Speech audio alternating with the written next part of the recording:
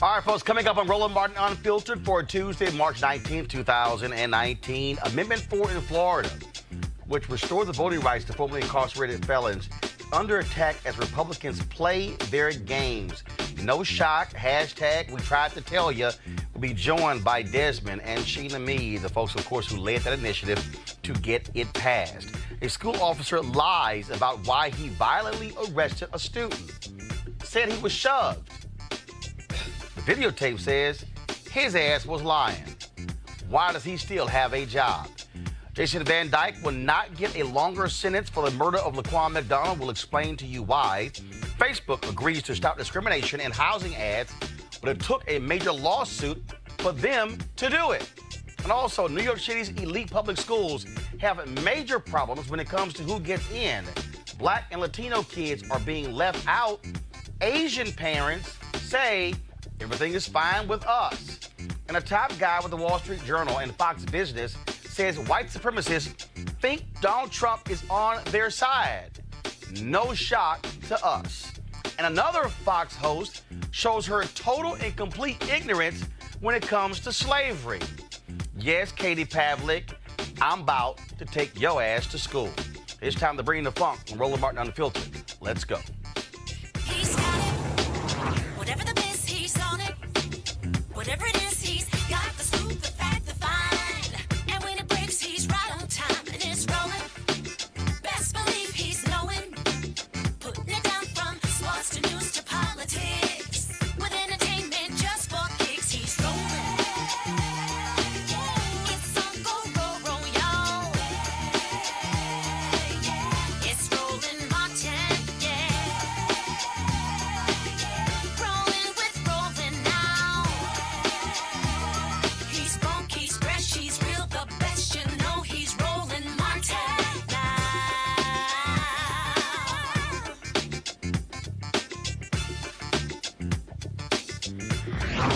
Martin. All right, folks, in November, by 65%, voters in Florida approved Amendment 4, restoring the voting rights to the formerly incarcerated. What did I tell you? And Republicans were not going to accept this lying down. Today, in Florida, what happened? A House committee voted along party lines, saying that in order for people to get the right to vote, they would have to pay back any fines they might have. Now, let me remind you, the amendment, as written, said nothing about that. But the Republicans do not want upwards of 1.4 million people having their right to vote restored. Did you actually think that they were going to take this lying down? Did you actually think that they were going to have that many people get on the voting rolls to impact local as well as the 2020 election? Oh, no. Joining us right now is Desmond Meade and his wife Sheena Meade. Of course, both of them led the effort to pass this amendment forward with the coalition there in Florida. Desmond and Sheena, we've had you on the show, and I knew this day was coming. I knew Republicans were not going to say, okay, sure, y'all passed it. This is no different than what happened in Utah, where the voters there said to expand Medicaid. Republicans said, no, we're going to change that. Or I think it was in Wyoming, where the voters passed a major ethics bill. Republicans said, nah, we're going to say to hell with you guys. I mean, they are in essence saying to you, to the folks who voted, what y'all voted for is irrelevant. We're going to control this show. So, Roland, I hate to say it, right, that you told us so, but, you know, I do still think that that is a blanket statement. I am not totally convinced that all conservative politicians is going to seek to thwart it. Right now, what we're looking at is just a handful of folks who is really seeking to expand what the definition of completion of a sentence is, you know, as well as include other agencies in determining whether or not people like me would be able to register to vote. But I can tell you this, in spite of what they're doing, we have thousands of returning citizens who have already registered to vote and participated in elections. Today, there's an election in Jacksonville, Florida, in which many returning citizens are turning out to vote for their sheriffs and for their mayors. We just had one in Tampa, and they're going to have a runoff, I believe, next month for the mayoral candidates. And so we're still pressing forward. We believe in people over politics, and we do believe that in the end we will prevail. But Sheena, the issue here is that, again, what they are doing, they are trying to suggest that, and they're actually using your language against you by saying that when this went before the Supreme Court, lawyers for your coalition said, well, completing a sentence could mean paying off all of your fines. So what they want to be able to say is that you have to be able to pay all these fines off, even if they were not related to your actual case. This is just different than what the language said. Yes. So, yeah, so the testimony that they're using by attorneys, and they're being real slick about it, because at the time of the oral arguments, that was no definite statement. At the end of the day, what we did know was that there is a very clear standard in the state of Florida that has been established under the leadership of Governor Charlie Crist, Governor Rick Scott, Governor Jeb Bush, Governor Lawton Childs. And it has been consistent throughout all of those administrations that completion of a sentence means that you have completed all terms of incarceration, you have completed all terms of supervision, and that you've paid restitution. And just to make sure that there was a clear distinction, the Office of Offender Review went further on to explain that we should not, and I repeat, not consider court costs, fines, fees, costs of supervision, and any other of these monetary obligations unless the judge specifically ordered those fees to be paid as restitution. And in cases where they're not, it should not be considered. That's a very clear, bright line that was drawn over several administrations, and I mind you, several conservative administrations, and that's the line that we're taking today. That's the line that we're telling our elected officials. Why even mess with it? You shouldn't be tinkering it with it. This Amendment 4 was about a grassroots movement. We intentionally refuse to have any politicians involved, because anytime politics get involved, anytime partisanship get involved, the people are the one that suffer. Yeah, and that's what we're seeing now. Yeah, Sheena, I'm reading this Tampa Times story. Neil Volz, political director for the Florida Rights Restoration Coalition, which advocated for Amendment 4, said after that mistakes were made before the Supreme Court. And so it seems that what these Republicans are doing, if they're trying to use what was stated in before the Supreme Court against you with this. And again, for the folks who don't understand, what this measure would do, it would require folks to pay back all court fees and costs, even, according to this story here, even if those costs are not handed down by a judge as part of the person's sentence. Democrats are saying this is a poll tax. Sheena?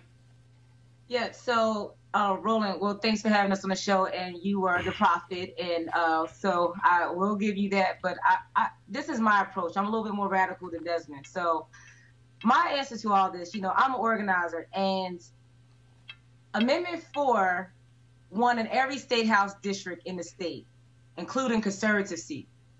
5 million people voted yes on 4 who were not convicted felons. If they want to play, we could play. In 2020, they will not have a seat. So my approach is this. We have 1.4 million people who have the right to vote. The people have spoken. The language is self-executing. They should leave it alone. And we are organizing. We're actually going to host a large conference call for our allies and our returning citizens. We recently had Advocacy Day, which you covered, taking up to 500 returning citizens, new voters, to Tallahassee, let them know that we're not playing with you. Don't play with this amendment. Don't play with the people's movement. And if you want to play, we have 5 million people behind us that's willing to take your behind out of office. And I think, go ahead. Well, I need to add this, right? Because you mentioned about them looking at the Supreme Court oral arguments. Well, they can't have their cake and eat it too. Oh, they'll try. They'll try. Those same oral arguments, and in the decision, a unanimous decision, that same Supreme Court said that our language was clear and unambiguous, right? And so for them to now come back and say that there is no clarity and they need defining, that seems to contradict what the highest court in the state of Florida has already ruled. That the voters knew exactly what they were voting for. The Supreme Court justices were very clear on the language in our petition. And for them to now come back and disregard the Supreme Court justice opinion, but then want to hold on to our attorney's comments, to me, seems hypocritical. Look, I certainly believe, Sheena, to your point, that this is going to be a dogfight. I believe that folks have to be mobilized. They must be in Tallahassee, must go door to door and look those folks in the eye. And to your point, walk in there and say, here are the voting numbers from your district. Here are the voting numbers from your district. Here are the voting numbers from your district. And look them all in the eye and say, how in the hell are you going to try to go against the will of the people?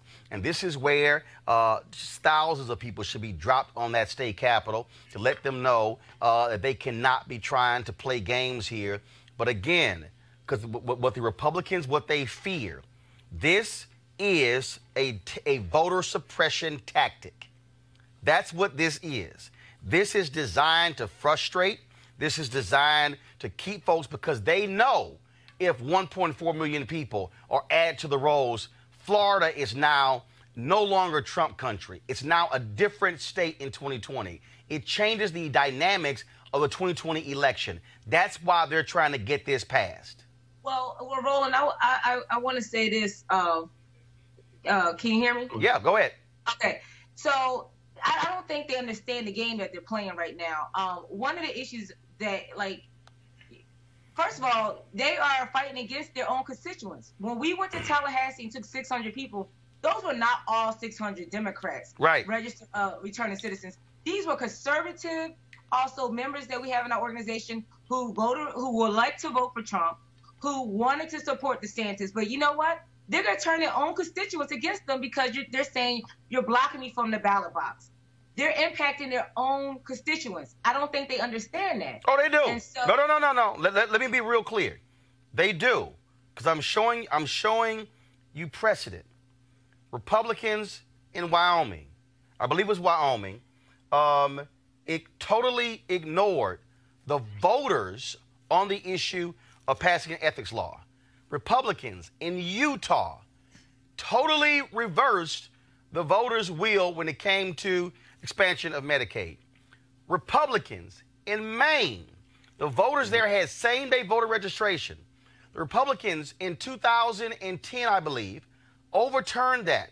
The voters came back in 2012 and put it back on the ballot, and it passed by almost 70%, saying, who the hell told y'all to do it?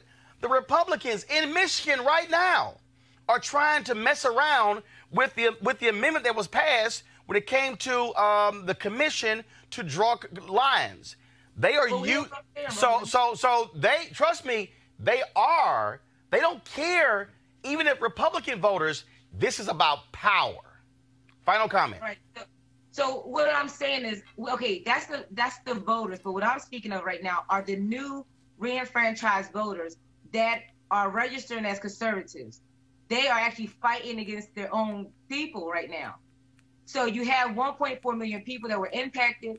As we know, African Americans disproportionately impacted, but we were only 33% of that number. Yep. There are a lot of more folks that look like that party than that looks like us. And right now, they're fighting against themselves. That's how I feel. So, Roland, they're making it partisan politics. Yeah, so I think by design, I understand what you're saying, how we're approaching this, and I think there's a couple of things that might be slightly different. Because here in Florida, what we're looking at really is not a bunch of newly enfranchised progressives or not a bunch of newly enfranchised conservatives. What you're looking at is a bunch of newly enfranchised returning citizens that seeks to form a separate, a standalone constituency group. Yep. Right. And so we have brought people together from all walks of life, not to be leaning left or leaning right, but to lean straight forward into issues that impact people with felony convictions. And because of that, and because of the fact that we have been without the right to vote for so long, we got a brother that called me the other day and said, listen, if there is a race for a dog catcher, I'm going to vote. That's right. We have people now that are excited about voting, and what these politicians are underestimating is the will and the tenacity of these newly reenfranchised returning citizens. It's 1.4 million of us. They can't, listen, they could try as hard as they may, but in Florida, where we know racists are razor thin, there will be consequences to be had for toying with our newly won right. And I would just add this, Roland. Yes. Today, we just came off of Advocacy Day, and our organizers have been on the ground and have been calling the participants, and the participants leaving from Tallahassee understand that the power that they have been calling to the Capitol, call the legislators, where the legislators are hitting us up. Can you please let them know to stop calling? We will not stop calling. We will not stop showing up at your doors. And so we have not just registered voters, we have empowered voters. We have educated them, and they're ready to fight. All right, Sheena Mead, Desmond Mead, we appreciate it. Trust me, y'all gonna be in for a fight, and we'll be standing right there with you along the way. Listen, we got the biggest dogs in the fight right now, Roland. 1.4 million of them. We ready. All right. If nothing else, we know how to fight. As I always said, when it's time to swing, swing. Thanks a bunch. I appreciate it. All right. All right. Have a great. Thank you very much. Let's introduce our panel, Dr. Cleo Monago, social political analyst and activist. Also, we have, of course, the president emerita of Bennett College of Economics, Dr. Julian Malveaux, and as well as Malik Abdul, Republican communications consultant. I will start with you, Malik. Republicans are fearful of these folks voting. What they are doing here is shameful and despicable. The law is very clear. It was written very clear. And what they're trying to do is, after the fact, reinterpret this law because they don't want these folks, 1.4 million registered. Well, I've made my comments about what's happening in Florida clear. I've voiced my support for this amendment even before it came. This is not anything that really can be excused. This is something that, for whatever reason, Yeah, for whatever reason, you can call it. Speculate, dude. Well, you can call it. You can call the reason. You can call it whatever you want to call it. But the fact is that this is not something that I agree with. I wish that there were. I wish they didn't do this. We know that it's politically motivated. That's one thing that we do know. What's the political motivation? Well, because they don't want them to vote. Well, why don't they want them to vote? But we understand the political motivation. Malik, if I sang in public, I start singing, "I'm wishing on a star." Seriously. But what I do believe that what we shouldn't do is to cast this as, well, 1.4 million black people who are going to vote. No, wait. One second. First of all, I never said 1.4 million black people. No, I know. I never said. But this is couched. No, it's not. No, hold up. I never said 1.4 million black people. I never said black people. I'm calling this voter suppression. And Julian, what this is about is, again, and I laid out the examples of where Republican legislatures have ignored the will of the people repeatedly in multiple states, and that's exactly what they're trying to do here.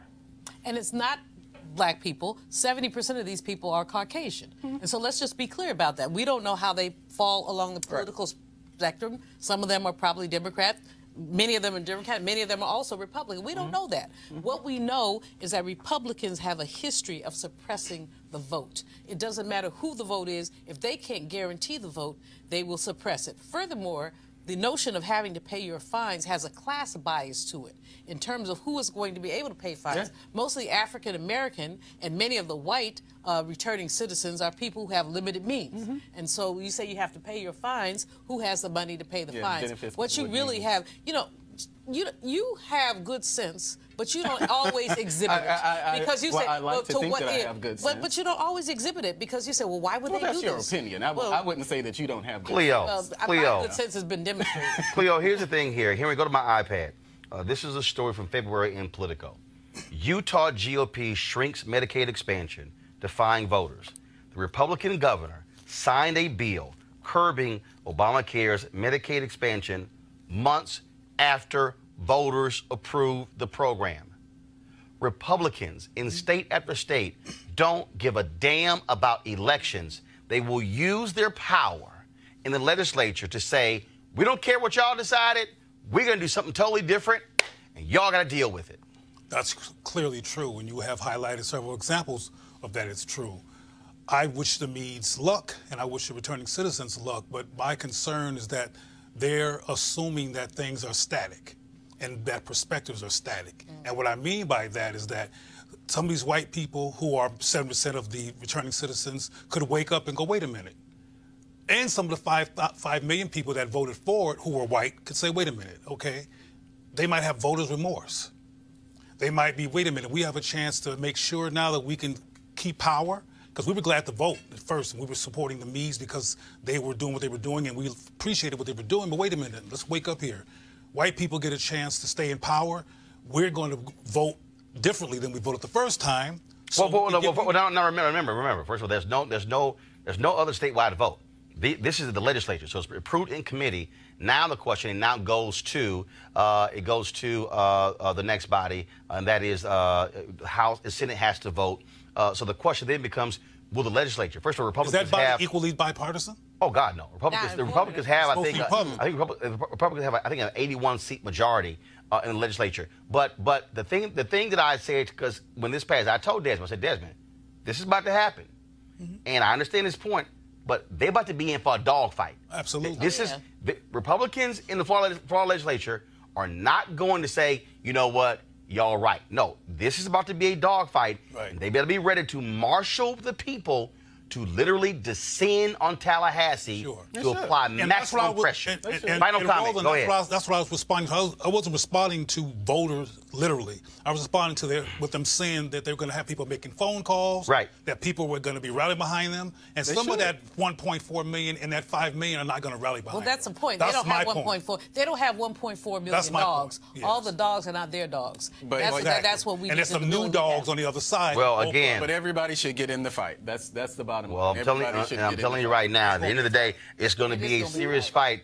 because, look, if you're talking about adding that million, you have, and I've said this, probably there's been no other time in the past 60 years when you have had that number of new voters. The only other time you could think of was when the Voting Rights Act was passed in 1965. That's what this is about. This is about power. So if you're in Florida and you voted for Amendment 4, put your marching boots on, put your overalls on, because it's time for a dogfight.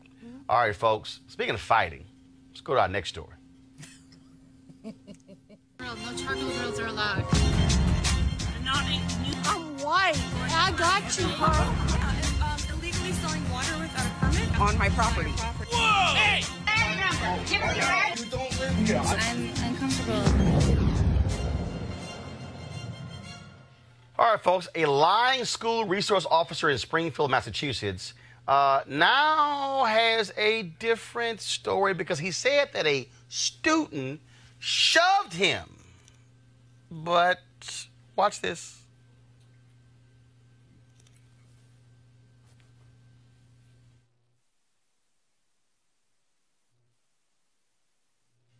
So we're watching the video.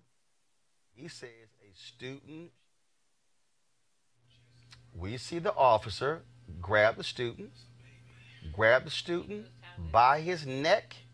The officer was sitting there, and you can see him being quite physical with that student. Then other folks step in. So in December, Angel Marrero arrested the student at the High School of Commerce in Springfield, Massachusetts, for initiating the incident by shoving him. Video clearly shows he didn't. Now, after the surveillance video surfaced in February, Marrero claims he didn't, guys, what's going on there? Claims he didn't deliberately file a false report. Play it again. He did by accident? Here's the video, y'all. He says he didn't deliberately file a false report. I'm trying to figure out where the shoving is coming from. Now, the student who has not been identified allegedly walked by and called the officer a pussy and threatened to slap the shit out of him. Marrero claimed that the student's unprovoked comments made him fearful of an assault. The officer's job status will be decided after a hearing by Springfield's Community Police Hearing Board. The Hampden District Attorney's Office is also opening a criminal review of the case. The student's charges were dropped this week.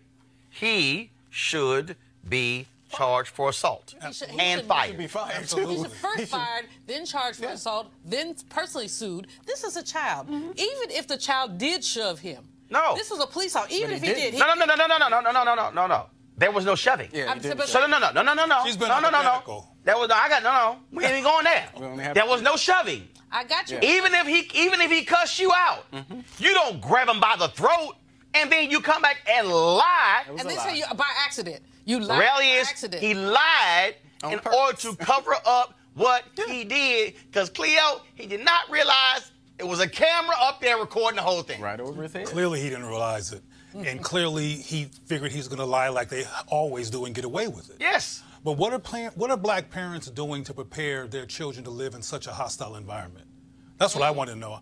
Because a lot of parents are passive. This is based on interviews and traveling and talking to parents and not actually engaging their children. When a black child sees that on television, they're going to be traumatized. And I'm just wondering if black parents are engaging their children around why this exists, that they should actually not feel bad about who they are because these kind of things occur, and be informed that this is a human corruption that's not their fault. I'm That's telling my you, concern. I'm telling you right now, had that happened to me, Reginald Lynn Martin Sr. would have been at the school in about 20 minutes. And I'm just letting you know there may have been an escalation at the school as a result of this ignorant resource officer. You know, the thing, Roland, that we have to look at is why we don't have more black people on school boards, why we don't have more black people adjudicating this, why are parents not stepping up? Because this is the kind of stuff that needs to turn something out. Your parents, my parents, probably everybody on this panel's parents would be down there, but somehow our parents have drank the milk of tranquility and have not trained their young people to say, oh, no, hell to the... Not even the parents. I'm sorry. If I'm a student leaders, we shutting the school down. Hello. Like shutting it down. But the reason we're talking about this is because it's on video. Like I say every time I'm on this show, most cases are not on video. Right. Well, I'm not sure if a case like this wouldn't have made the news. Because video changes it. Yeah. Because people would have accepted what the officer All said. the time. Exactly. Then they would have interviewed people and they would have said, well, the students are making the stuff up. The reality Or they would have is said he was a bad video actor. changes the equation. Right. It's no different than the Ray Rice deal. Right. Okay, when people saw him punching his wife, that changed folks' view. Yeah. And why he's never been back in the NFL. Malik, go ahead. What this is an extension of what we already know. You know, it is the seeing black bodies as threats, whether it was the super predator threats of the 90s or what we're dealing with today. This child was a full foot shorter than But that it doesn't. But we're still dealing with an extension of the same thing. That people see black bodies as threats. No, here's what we're dealing with. We're dealing with lying-ass cops. Yeah, of course we are. We're dealing with people who do not put in the contracts that if you lie on police reports, you will be fired.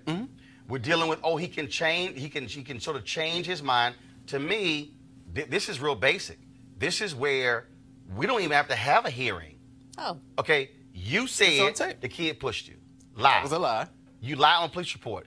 You gone. Yeah, you should be fired. Final comment. How do you inadvertently lie? How do you inadvertently lie? You don't. Lie on purpose. You don't. So we have to be really clear that when we start looking at these police reports, what we're looking at is conspiracies against young black people. Right.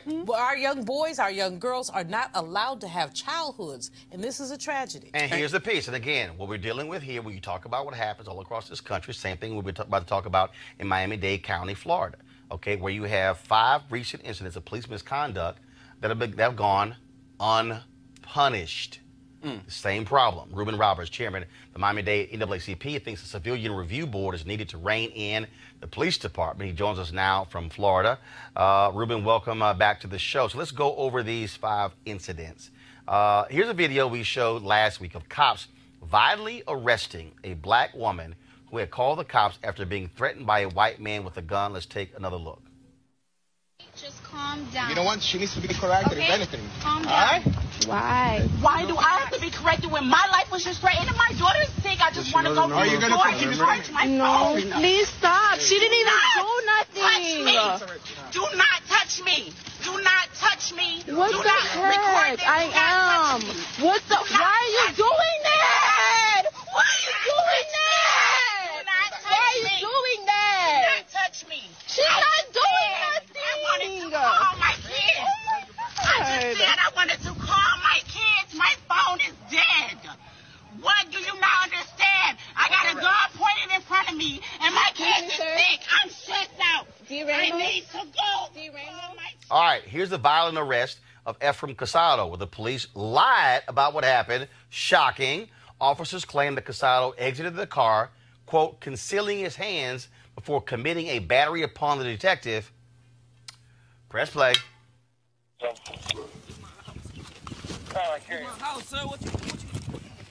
Hey!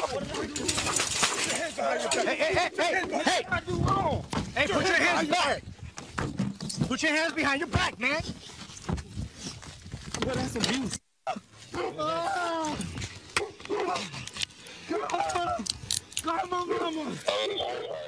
All right, yeah, so Sergeant Manuel Ruggiero was arrested after getting caught on tape hitting a handcuffed suspect named Brian Crespo.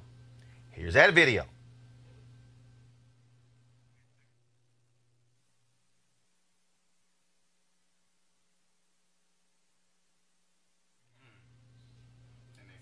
Now, a recent lawsuit alleges that Miami-Dade Police Department had evidence that should have prevented an underage teen from being wrongfully charged with first-degree murder. Okay, last one. Miami-Dade cops were cleared of wrongdoing in 2018 after shooting an unarmed man to death in Liberty City. Folks, what we're talking about here is if this was the mob. So let's just use, for example here. If this was the mob, Ruben, federal prosecutors would be talking about RICO. Definitely. Definitely. Roland, I'm glad that you put us on today.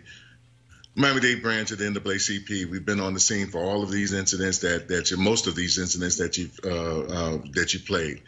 We were just with Diamond Loving today at a press conference where this young lady who was her life was threatened by a neighbor with a shotgun, and she called and her friend called the police, and instead of the police coming in to support and hear what the victim is saying, they came and assaulted her. Now, the real tragedy of this whole event is that the officer that you saw that was the aggressor was a field training officer. So right. He's setting the example for all of these other officers who are there, who are younger or rookies, are there. This young lady didn't do anything. Can you imagine somebody putting a gun at you and then you tell them to calm down, to be quiet? If someone points a gun at me, I'm going to be distraught. My voice may go a little bit high, but that gives you no justification to throw me to the ground, to assault me. And on what basis do you have to arrest? She didn't provoke anything. She did not assault the officer. She didn't attempt to assault the officer. What she simply said is, I want to take my phone to get charged so I can contact my children. And this guy, a field training officer, a veteran police officer, really treated this black woman in a very poor way. And we have to take a stand in our community to ensure that doesn't happen again. It's very reminiscent of Sandra Bland. Now, the black woman who was taken to the ground, that officer was immediately suspended by the chief. But what we're talking about here, again, we're talking about case after case after case. Yes. We're talking about culture. We're talking about a system. Yes. The question is the chief there rooting that out, or is it simply a department run amok? Do you believe that federal investigators should come in and literally investigate the Miami-Dade Police Department? I believe that should be the case. You know, we had something similar in the city of Miami a couple of years back, and as a result, the Miami-Dade branch of the NAACP contacted the Department of Justice. They came in, and then eventually there was a consent decree, which helped them to get their police oversight. We had the oversight at once upon a time. The ordinance is still on the books. However, funding was withdrawn after the housing crisis. We took it back to the commission last year. The commissioners voted up to reinstate, to refund the oversight panel. However, the mayor vetoed it. And since then, it's been dead and on arrival ever since then. And we're still fighting to get that back up and running. And as you can see, there's so much reason for us to have a police oversight because we need to make sure that those officers who are doing these horrible things to citizens, that they pay a price for that. We know that there are good officers out there. Hell, I have family members who are good officers, right? But we need to make sure that folks who are hired to protect and serve don't violate the rights, the civil rights of citizens, like you've seen in the videos that you've displayed tonight. Ruben Roberts, Chairman, Miami-Dade NAACP. We appreciate it. Thanks a lot. Thank you, sir. Cleo, you work with law enforcement in California. They've had issues there as well. This is what we keep talking about here. This is culture. This is how significant number of cops think. This is not isolated. It's not a few bad apples. It is the culture of police. We run this. You do what we say, and whatever we say goes. Absolutely. And what's important to understand, though, is that people think this can be resolved through a cultural sensitivity workshop or some type of racial insight workshop, and it can't be. These white men and the black people who follow them have some rage and anger toward black people, and black people are stigmatized in their eyes. When I was working in law enforcement, I remember when we did target practice, it was a brother with an apple cap like this, a profile, a black profile that we shot at, or that they shot at until I complained. But there's also a media component here, too, in terms of how the media portrays us. And we need to look at the whole thing in terms of protecting ourselves, because it's not something that's going to go away because of some micro focus on cops' culture. This is a larger culture of the United States that defiles black people and dehumanizes black people. And I'll close by saying that a lot of black people, unfortunately, have internalized those values as well. Because often a cop who's black signs off these lies, who comes like they did with Walter who's Scott. Black? Who's Latino? That's right. Because that's cop culture. There's Julian. still black people doing the most dying. One of the biggest challenges, Roland, is that these police review commissions, and many people see that as progressive, so let's have a police review commission. But what can these police review commissions do? Often they have few teeth. Right. What can they do? They can't.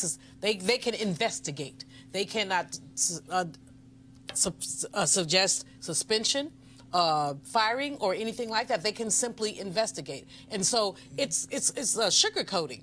What we really need to do is have zero tolerance for these kind of incidents and say, if you do this, you gone. Period. If you do this, you gone. But who determines that? And look, this is the deal, Malik. The problem is you have a Department of Justice. Jeff Sessions is gone, but he left it in place where he doesn't want the DOJ coming in because that hurts the morale of cops. We gotta be concerned because they're in their feelings. Well, we gotta be concerned about their feelings. So looking at those videos, to your point about Sessions, I'm glad Sessions is gone. I actually like a lot of the things that Barr is talking about. The videos in particular, unfortunately, it's nothing that we haven't seen before. Tamir Rice was considered as I think it was a young man or. He was 12. Well, no, I'm saying how the actual caller. The line, the line as cop tried to suggest he was a grown man. Well, no, it was the original. It was a caller that. Yeah, it was a caller that had misidentified. No, the caller said it could be a toy. Right. The caller said it could be a toy. And so by but the police officer didn't have enough sense. Finish my point. Finish your point, which is no point. Well, okay. Well, come on, finish point. So but anyway, so in that case with Tamir, within actually less than 2 minutes, he was dead. 90 seconds. No. Because they saw him. 90 seconds. It was shorter than that. He literally, the cop. It wasn't even 5 seconds. The cop literally came. By the time they drove up, the door wasn't even gone. fully open when the cop was firing his gun. Yeah. He gave no moment to even say stop. Right. What's your deal? But again, to Cleo's point, which I think is critically important, you do have to examine the entire piece here, and that is they walk into police departments conditioned to think, oh, they're guilty. Yeah. They're a criminal. They're going to shoot me. We've seen the videos where white cops and even others approach a car, hand on the weapon. Yet, if it's a white driver, they walk up, sir, can I see your driver's license? It's a totally different view here. And so hopefully we'll see some intervention there. But also, this is what Ron DeSantis, you're the Florida governor. You don't wait for the Department of Justice. You can actually use your state troopers to investigate. But I doubt very seriously you have the guts to do so. But Roland, let's not forget white anger. There's some white anger in here that's causing these murders and this harassment, and we need to, at some point, on one of these. Well, no, I mean, no, but also it is all tied to, again, this notion. I have a badge and a gun, and I literally, the law is situated where I can do whatever I want, and I can then display whether it's my anger, whether it's my white anger, whether it's my black anger, whether it's whatever anger I got. Whatever, if I want to go home and beat my wife, whatever, I'm gonna take it out on y'all and all those taxpayers out there who don't say nothing. Y'all getting jacked because millions and billions and millions of dollars in settlements, and that's why I want to see all the Republican no tax people. I want to see Grover Norquist, who's always talking about cut taxes, stand up to say, why is taxpayer dollars being spent billions on police settlements? It's worth it. I just want to see. I got to go to a break. Kill black I got to go to a break. I'll be back at Roland Martin Unfiltered in just a moment. It's worth it to kill black.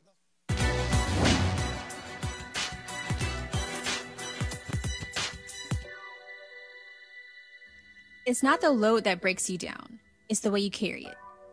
Entertainer, Lena Horne.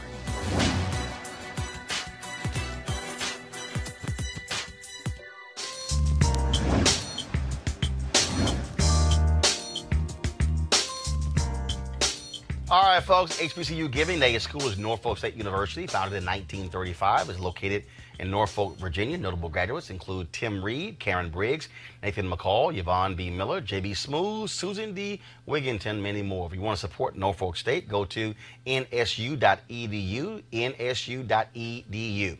All right, folks, calling all HBCU alumni, students, and leaders into the Ford Motor Company HBCU Mobility Challenge and win $25,000 for your school. Building on their Cleo. Turn your phone off, please. Thank you very much. It was an accident. I'm so sorry. Can you turn your phone off, please? I'm trying to do a commercial right here. I am so sorry. Can I? So let me just start over for the people at Ford. Because Cleo decided to sit here and turn his damn phone on Front Street on a live show. Yes, I'm calling you out. All right, folks. Again, from the top. Oh, calling all HBCU. Keep the camera on me, please. Thank you. Calling, not on Cleo. Calling all HBCU alumni, students, and leaders, enter the Ford Motor Company HBCU Mobility Challenge and win $25,000 for your school uninterrupted. Building on their long-term support of HBCUs, Ford is looking to improve mobility in HBCU communities through innovative solutions. The winning program will receive a grant of up to $25,000 to implement their proposal. The deadline to apply is March 31st, 2019. Go to FGB.Life. That's right there, FGB.Life for more information and to apply. Ford goes further in our community, and we certainly want to thank them for being a partner with Roland Martin Unfiltered. Jason Van Dyke got only 81 months behind bars for the murder of Laquan McDonald. The Illinois State Attorney General, Kwame Raoul, wanted to reopen the sentence, which today the Illinois Supreme Court said no. As a result, that sentence stands. Now, of course, he also has been transferred to a different prison because when he went to one prison, he got his ass whooped. And so that's what happened to Jason Van Dyke. His wife, of course, has been crying on television how this just destroyed their lives and lives are over. But the reality is he'll get out of prison. Laquan McDonald will never return from the dead. That's right. Folks, let's talk about this settlement with Facebook. Okay, Facebook was seriously criticized as a result for housing discrimination in terms of their particular ads. And when we see these ads on Facebook, it's all based upon who we are, what we like, and what we buy. Now, advertisers can ask, or they could have asked Facebook to exclude certain people so they do not see the advertisers' ads. The advertisers don't want to pay to show those ads to Mormons, if you talk about alcohol, whose religion prohibits drinking. But we're not talking about drinking. We're talking about housing. Well, what Facebook did was they had to actually enter into a settlement brought by the National Fair Housing Alliance. And that settlement prevents discrimination in any housing ads. Training for Facebook staff and continual monitoring to make sure Facebook follows the settlement will take place as well. And so Facebook has been under lots of pressure on many fronts. This is one of the more egregious ones. And you would think after 51 years after the Fair Housing Act, Facebook would figure that out. But it's all about the Benjamins for Facebook, and now they have to deal with the consequences of this settlement. All right, folks, let's talk about education. A huge story out of New York City, which summed up perfectly in this tweet from Congresswoman Alexandria Ocasio-Cortez. Before I go to it, it deals with the specialized elite schools in New York City. Who gets in, who gets out. What we know is that New York City actually has the largest percentage, largest number of black people in America. And at one of its elite schools, 7 black kids got in. This is what she tweeted. 68% of New York City public school students are black or Latino. To only have 7 black students accepted into Stuyvesant, a public high school, tells us that this is a system failure. Education inequity is a major factor in the racial wealth gap. This is what injustice looks like. Now, that's her tweet. So let me give you the story, okay? New York has 8 specialized high schools, okay? These are not magnet schools. The entrance is determined by a single rigorous standardized test in middle school. Now, the issue is how people get into these schools. Now, Mayor Bill de Blasio has wanted to scrap these tests in order to expand the number of black and Hispanic students. The interesting thing, though, is that Asian parents are mad as hell because of this. Why? Because at this particular school, 74% of all the students are Asian. Look at this chart from the New York Times. You can see the black students are in red, okay? The Asian students are the light blue on the bottom. Let me explain it again. Asian students in blue, black students in red, Latino students, of course, they're in the orange. Now, the issue that these are the most elite schools. De Blasio said this is unfair. We need to open them up. Huge role in New York City as to exactly what to do about this. The other issue is that you've got black and Latino politicians who are quiet as hell. There we go. Real quiet. One of them, the Brooklyn borough president, he came out against this after he supported de Blasio changing the test. Well, why is that? Because a number of Chinese American donors canceled their fundraiser. So the question for that Brooklyn borough president, who the hell do you represent? I think you make that clear. Who do you represent? If 68% of all the students in New York City public schools are black and brown, and then you have these elite schools, what's the problem? Now, we can break this thing down. We know that there are issues with standardized testing. We know that standardized testing impacts black and brown children differently. How is that an actual measure of your knowledge? What we also know is that there is a very serious system in New York that costs money to prep for these tests. Because see, let me walk you through this. What these Asian parents are focused on is that they literally are saying, we're going to put our kids into these elite New York City schools because they're going to go from there and they're going to go to Harvard, Yale, Princeton, Columbia, Cornell, Dartmouth, all of the Ivy League schools. What is also happening as we speak? Well, Asian parents working with conservatives who don't like affirmative action were suing Harvard because they're saying that Harvard is capping the number of Asian students who are getting into the school. They're all about the elite institutions. So what you have here is you have Asian parents who use affirmative action when it suits them, but now are working to take down affirmative action at Harvard when the real issue is like the white girl Mary Fisher who sued the University of Texas. What the Asian parents need to realize is it ain't the black folks and Latinos who are keeping y'all out of Harvard. It's the white folks when 1/3 of Harvard's incoming class are legacy admissions. Y'all should be dealing with white folks. But they literally will take down affirmative action programs in order to get their students in. Let's go back to New York City. De Blasio, who's the mayor, wants to change this. Other folks in New York State say, oh, no, this is wrong. It's a bad idea. You shouldn't touch this.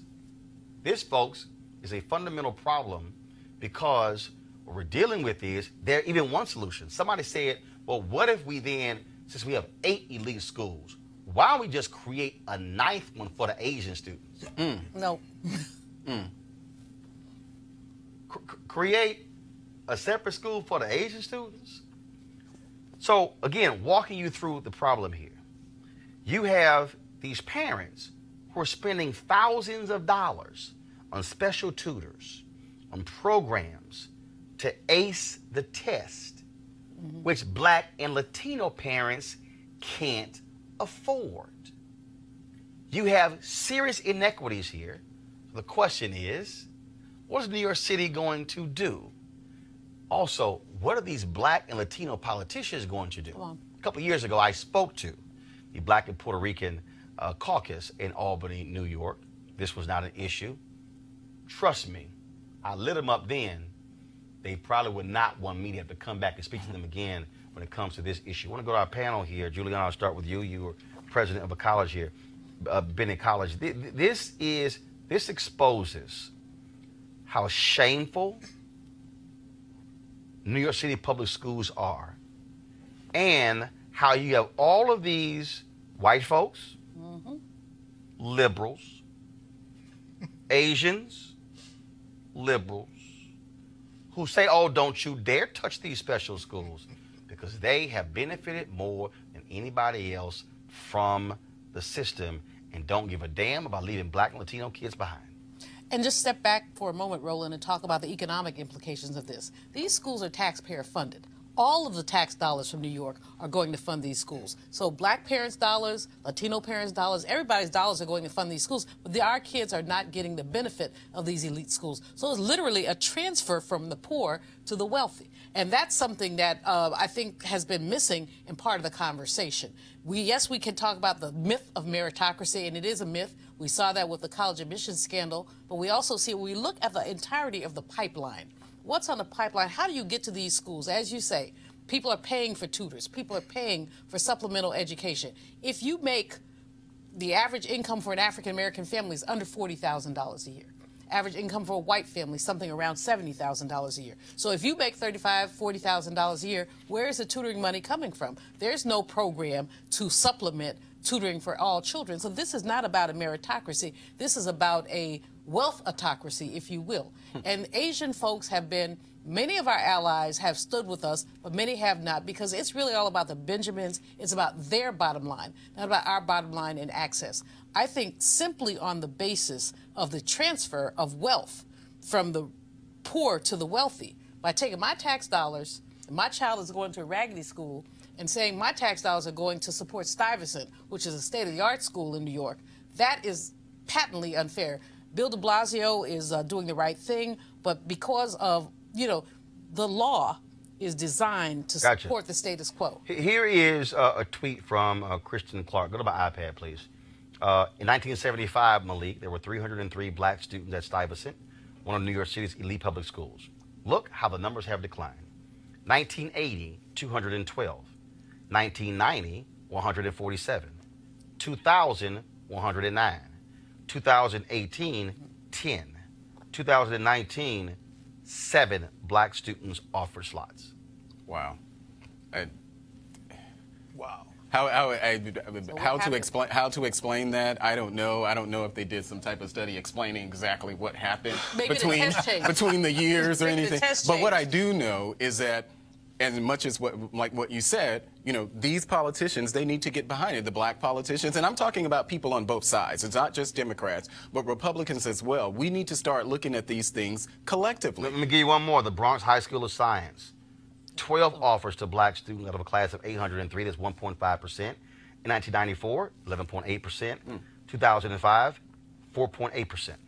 Let's get Alexandria or Ortez or Ocasio-Cortez. Ocasio-Cortez, all of and many others. And many others. Let's get all of them together. They need to start pushing these type of things. You know, she has a platform. Let her use the platform to address issues like this. Cleo, it's not an issue. Cleo, 295,000 black students in New York City public schools. See, this is one of the reasons why I don't like the term people of color.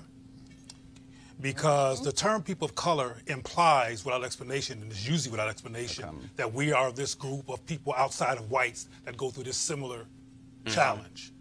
And only people who will have, and who usually have black people's back when we have each other's back, is black people. Yeah. We need to advocate for ourselves and stop being put into this people of color, abstract, inclusive. Right. Even when I speak Spanish fluently, so I'm often in Latino meetings, anyway, the bottom line is that nobody be talking about black and brown, but black people. A lot of those people are just brown.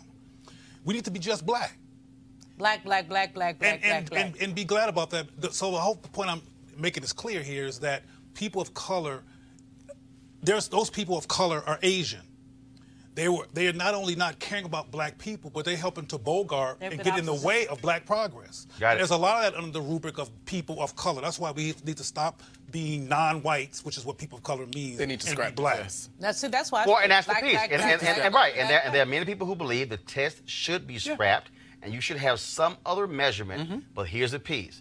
Those Asian parents are like, hell no, don't you dare do that. Because they benefit from it. Because their focus is all about the Ivy League schools, Julia. And the fact is that we know that students with grade point averages and other things, not the test, succeed. You know that you can teach to the test. You know that. Yes. So the notion that the test is the only entry portal to these elite schools is in itself discriminatory. Yes. All right, folks, I got to show y'all this video here, okay? So Katie Pavlik, right-winger, works at Fox News. She blocked me on Twitter about a couple of years ago. What did you say, Roland? Because she's also a crazy gun person, Second Amendment. And she said some foolish stuff, and I had to smack her down, and hell, I was right, and she was wrong. So she's like, block. That's what happens when you weak because you can't debate people. I only block people who use the N-word or who use coon, who use racial slurs, okay? I ain't got a problem debating. But y'all check this out. She was on Fox News yesterday. Was it yesterday or today? It was today. And they were talking about, just press play. They keep blaming America for the sin of slavery, but the truth is, throughout human history, slavery has existed, and America came along as the first country to end it within 150 years. And we get no credit for that to move forward and try and make good on that. We did have a very bloody civil war. Or over that and issue. We also, and the remnants are a long time. The racial history, and the remnants of the Civil War, particularly blacks in the South. Correct. Yes. That was not an easy path. I mean, that was bloody and violent and deadly. And there were Native Americans here when we showed up. We're still, my point is that we were the country that decided to end it, and we're still dealing with the issue. But if you want to start a problem and to inflame racial tension even more, start blaming people who have nothing to do with slavery for the sin of slavery. That is not fair. That's not the American way, and we shouldn't be doing it. I'm sorry. Y'all, this was a tweet that historian Kevin Cruz sent to little Katie Pavlik. Years between independence and the abolition of slavery. Haiti, 0. Costa Rica, 3. El Salvador, 3. Guatemala, 3. Honduras, 3. Chile, 5. Bolivia, 6. Uruguay, 8. Nicaragua, 17. Mexico, 19. Paraguay, 29. Colombia, 41. Venezuela, 43. Argentina, 45. Brazil, 66. USA, 87. Play her comment again, please. They keep blaming America for the sin of slavery, but the truth is, throughout human history, slavery has existed, and America came along as the first country to end it within 150 years. And we get no credit. 1, 2, 3, 4, 5, 6, 7, 8, 9, 10, 11, 12, 13, 14.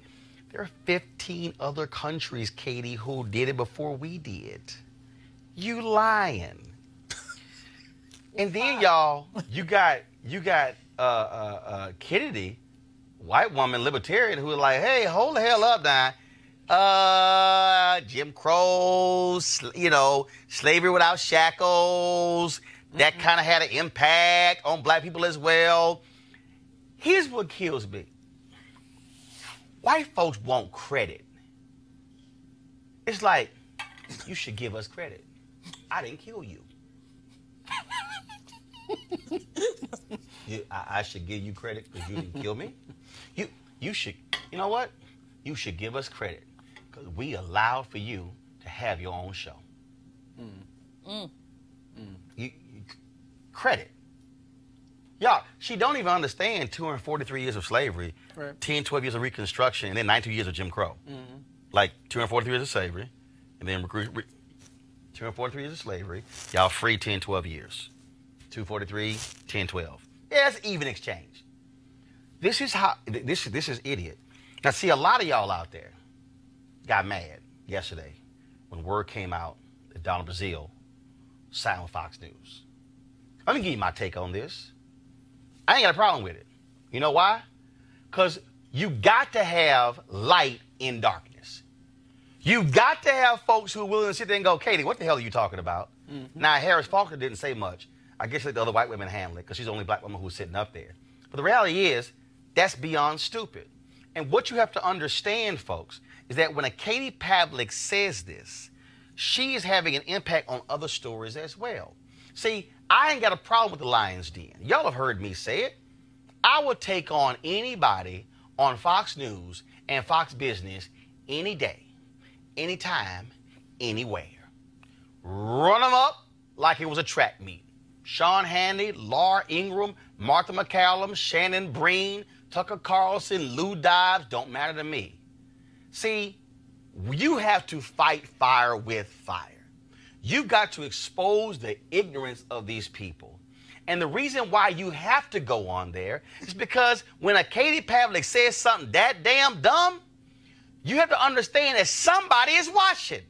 And somebody who is watching will go, oh my goodness, I love Katie Pavlik. And Katie Pavlik said this, and I think she's smart, so therefore it must be true. No, you must have somebody there to counter ignorance, and we see it a whole lot. And so, understand, folks, Katie Pavlik, not the only ignorant white woman out here. It's a whole bunch of people who think the same way Katie Pavlik does because they have never even bumped into a history book. Not read it, bumped into it. We are dealing with people in this country who have absolutely no clue about American history.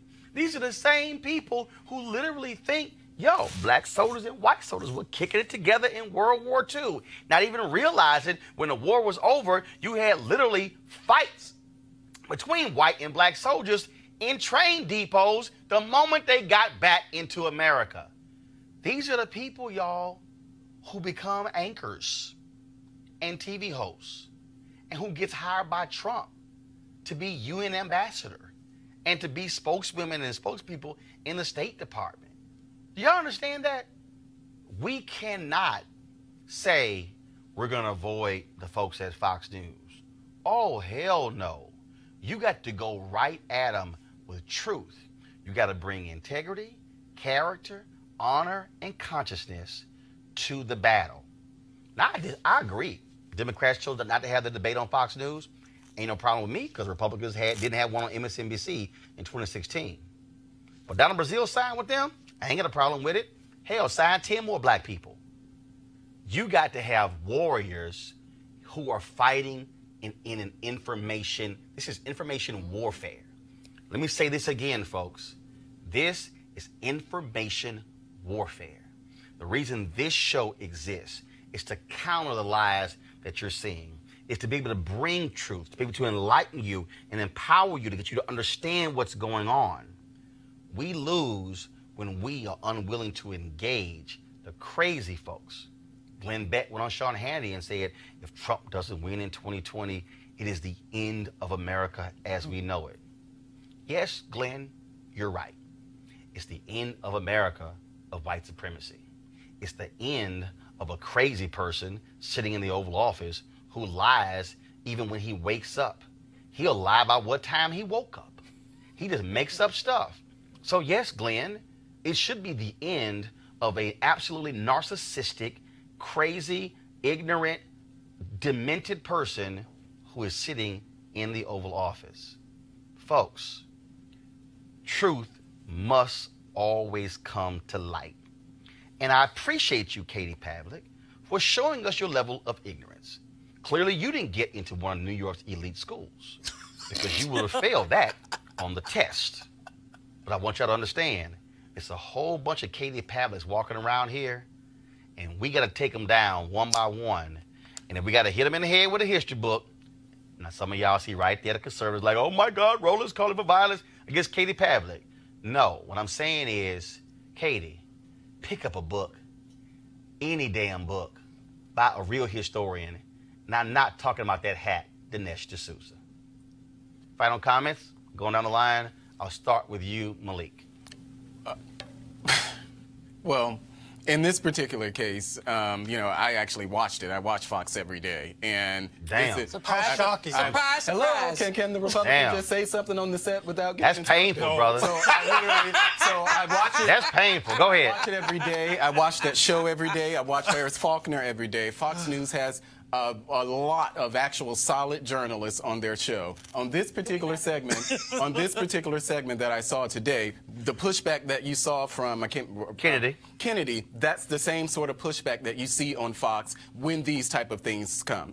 When these type of things happen. So I'm happy. Well, actually, you don't always see that because a lot of times. Well, I watch it all the time. Well, no, because I saw a clip the other night where Martha McCallum, she had a woman on. She didn't push back her craziness because a lot of times what they'll do is play the game. They only have one guest and not have another guest who can push back against their nonsense. That may be true, but that no. Wait. Hold up. Stop, Julian. Wait.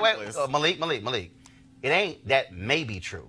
That is true. Okay, but she's a solid journalist. Who? Martha. Right, but the nonsense she quoted. So, but that's something that you saw the clip when NBC. Hold on, you saw the clip when she quoted MLK. Okay, I'm gonna play it for you tomorrow. Julian, go ahead. Here's the issue, Roland. As you pointed out, you have these dumb white women and others who have not had an encounter with a book ever. You're absolutely right that she should be assaulted with a book, but let's make it a softback, a paperback, not a No. Again, when we say assaulted with a book, we're saying educated. Book upside the head, book upside the head. Because basically, there are so many episodes of Black history that people don't know. That you have conversations with white people. They don't know about Tulsa, Oklahoma. They don't know about Black Wall Street. And a lot of Black folks don't know, but go ahead. I've had arguments with folks where they will tell me that after enslavement, everything was cool, not knowing about the stealing of our land, the conversations about reparations. And so this woman should not really be on the air. Cleo Monago, final comment. I hope to see what Brazil actually does. I'll probably be asking you, Malik, what had happened because I have to eat. I don't watch Fox. But what I want to say before you get rid of me, Roland, is that I don't believe that all these white people who you're calling ignorant are quote unquote ignorant. I think they're doing industrial strength, white supremacy deflection. Got it. They don't care about the truth. That's one thing I want to make real clear. They don't care about what happened in slavery. They're trying to they're doing psychological war. And that's why it says informational warfare. Yes. They're not as ignorant as they say. No, they're ignorant. They're ignorant, but I know the game. I got it. They want white supremacy to look like it's not a bad thing. I know. They used to say that we enjoy being slaves. Remember that? I understand. That we were in a cotton field singing, and they knew we were being lynched at the same time. I got you. So we keep assuming that they're rational. No.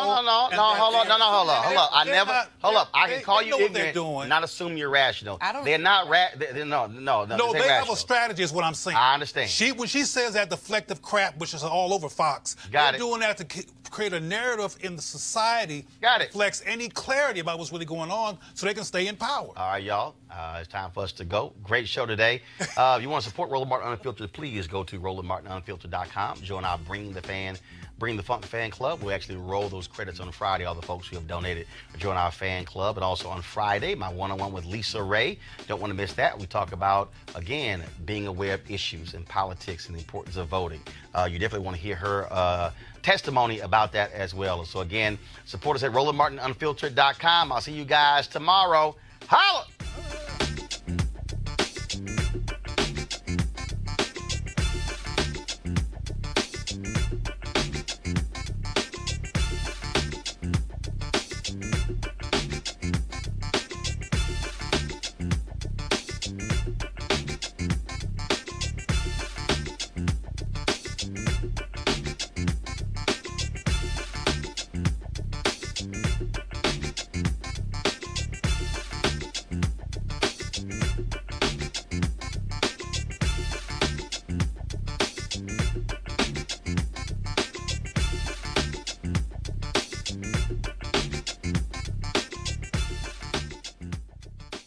You want to check out Roland Martin Unfiltered?